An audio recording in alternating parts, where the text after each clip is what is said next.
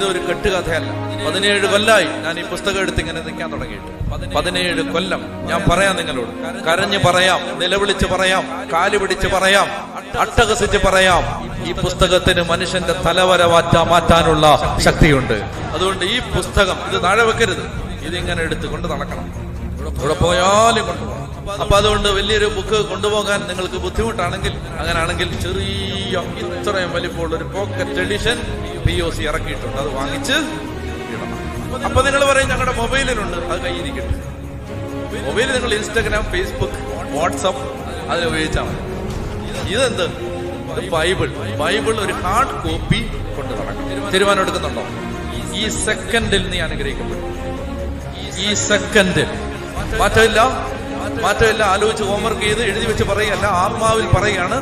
ഈ സെക്കൻഡിൽ നീ അനുഗ്രഹിക്കപ്പെടും. ഈ സെക്കൻഡിൽ റെഡിയാണോ?